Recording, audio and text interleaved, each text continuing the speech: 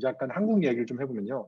제가 느꼈던 거예요. 그냥 소위 말해 이제 B급 감성이 느낀 거라고 생각하시면 되고 들어보시면 되는데요. 음, 사실 제가 이제 실리콘밸리가 한참 이제 스타트업이 막 붐이 일어나고 유명해지고 하니까 한국에서 굉장히 많은 사람들이 이제 한국에 있는 프로그램이라든가 이런 걸 통해서 미국에 많이 관광도 오고 이런 걸 또 보러도 오시고 이제 그런 견학도 오시고 막 하거든요.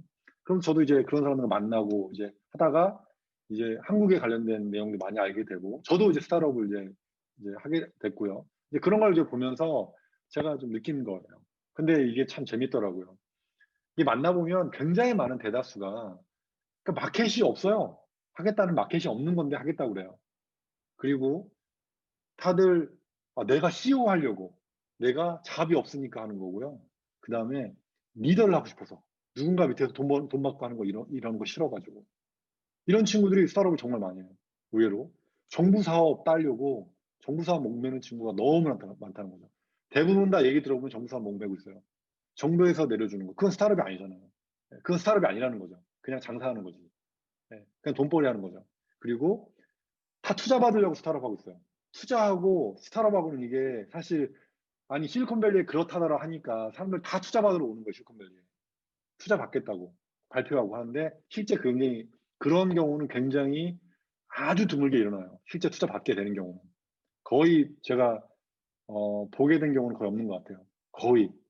감히 말씀드리면 그런 것 같고요. 그래서 투자는 성장을 위한 최후의 보류인데 굉장히 많은 분들이 이상하게 투자 받기 위해서 스타트업 하는 약간 이런 분위기가 조금 있는 거죠. 그러니까 골과 과정이 바뀐 거죠. 그런 경우를 많이 봤고 그리고 이게 보면 극한의 직업이잖아요. 그래서 이게 이게 너무 빡세니까 그러니까 가족이나 예를 들면 뭐 와이프나 뭐 아니면 남편이나 아니면 여자친구 남자친구 이게 결국에는 이게 버리면 안 되거든요. 유명해졌다고 버리면 절대 안 되거든요. 왜냐하면 어차피 나중에 다 혼자 돼요.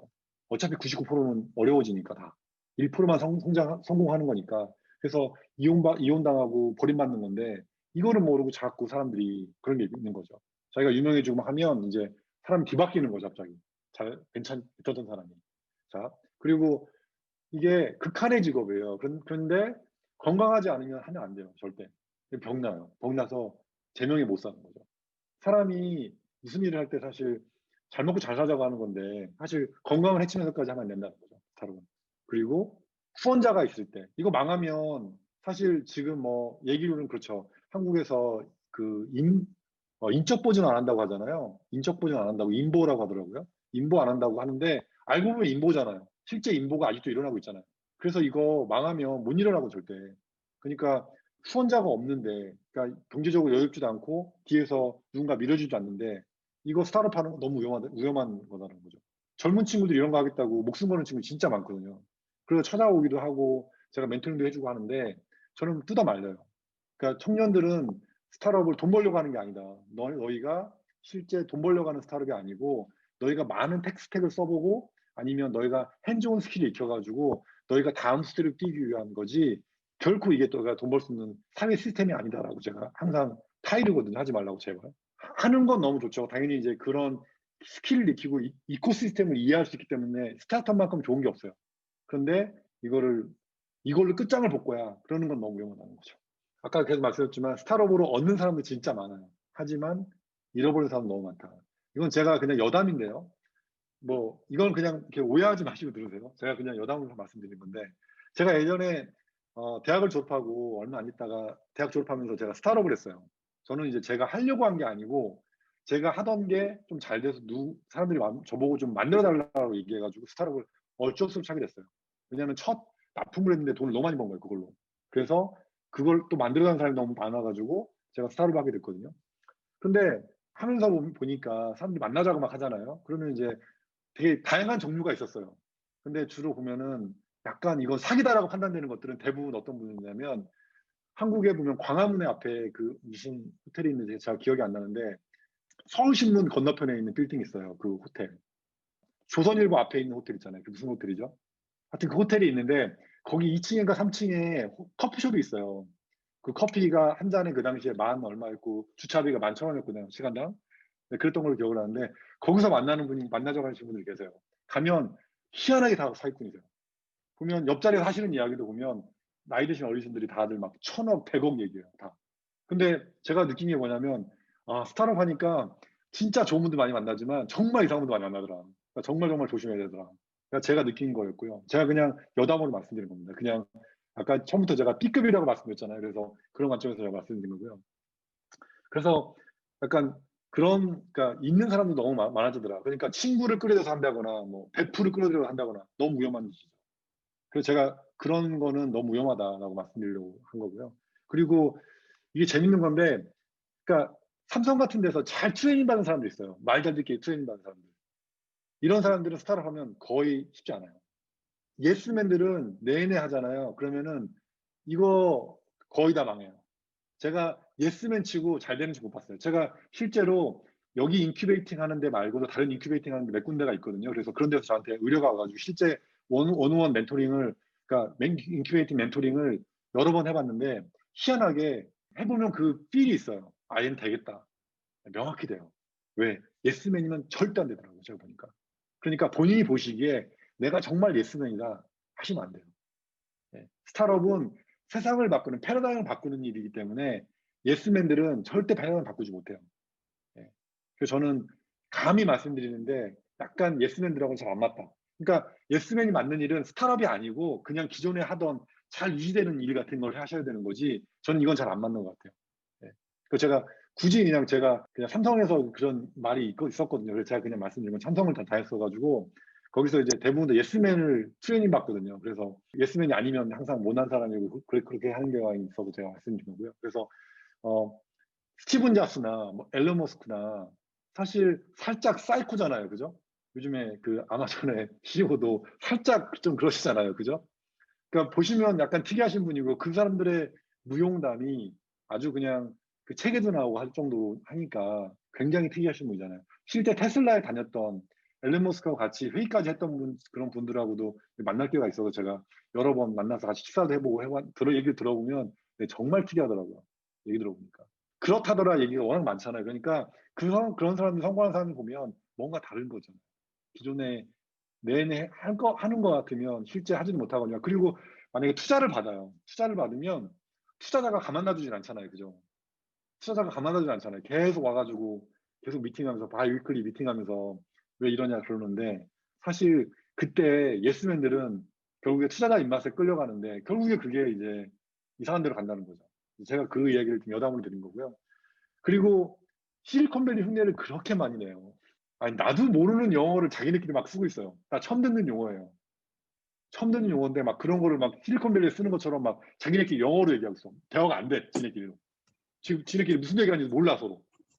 그래서 실리콘밸리 흉내를 내신 분이 너무 많아요. 그 이름을 부르는 건 좋지, 이름 정도로 하는 건 좋지만 정말 문화에도 안 맞는 그런 거를 적용해가지고 제가 제일 싫어하는 게 뭐였냐면 에제일, 뭐 린스타로 막 이런 거 안 맞아요, 잘. 왜냐면 제조 기반의 스타트업과 소프트웨어 기반의 스타트업은 와의 그 원래부터가 달라요.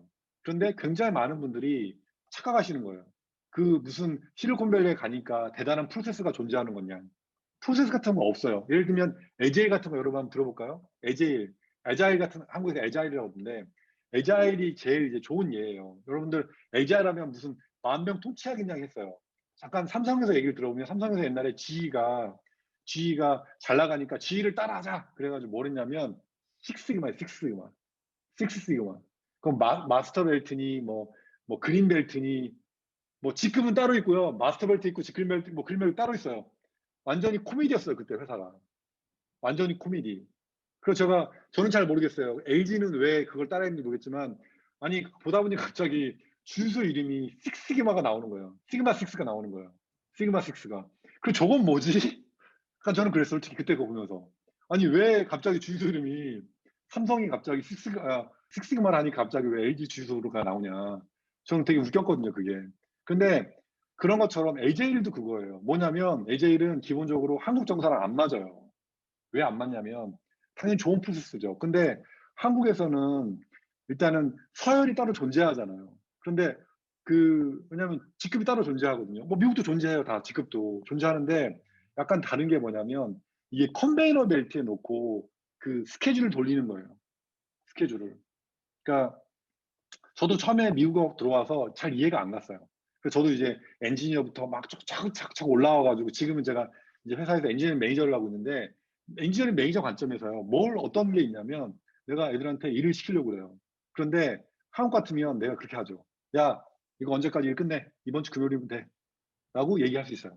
그러면 애들이 다 금요일 날 죽어라고 일해서 금요일 날 끝내요. 그건 상식이에요 그냥. 그거 못 끝내면 이상한 사람이에요. 그건 상식이에요 되게. 그런데 실리콘밸리에서는요 그렇게 할 수가 없어요. "야 언제까지 이거 금요일까지 끝내 이놈들아." 이렇게 못 해요. 큰일 나요 여러분들. 말도 안 들어요. 왜? 다 딴 나라에서 모여 가지고 막 뒤죽박죽 섞여 있잖아요.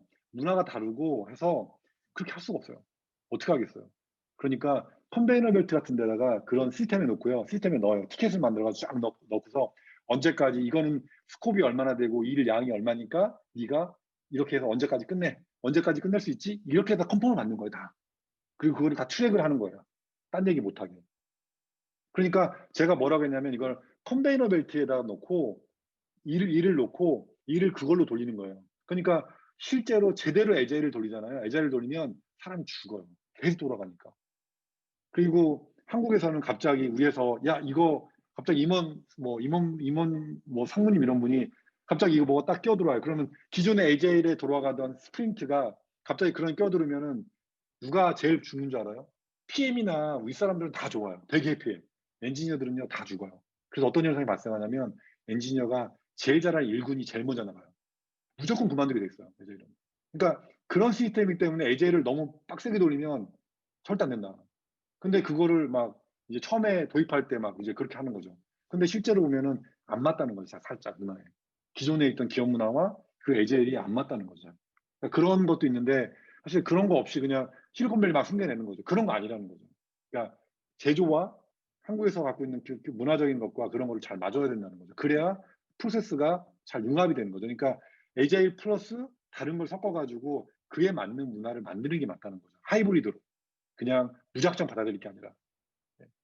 자, 그리고 한 가지 더 있죠. 유명해지려고 다들 노력해요. 신문에 어떤 신문이든 내려고 막 다들 노력해요.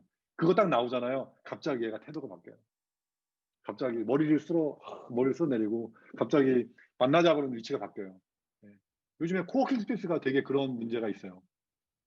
애들이 헝글 정신보다는 코워킹 스페이스가 되게 예쁘잖아요. 그죠? 잘 만들어 놨잖아요. 뭐 5억인이 많잖아요, 그런데. 그런데 가서 하다 보면 그렇게 그런 게 되잖아요, 살짝. 네. 다들 유명해지려고 하고. 그러니까 유명해지면 나중에 이상하게 된다. 그리고 피봇하는 거. 피봇은 뭐냐면 아이디어를 바꾸는 거잖아요. 네. 아이디어를 이제 바꾸는 건데 그런 거를 잘 이제 못 바꾸는 경우가 많아 가지고 네, 그런 것도 있고요.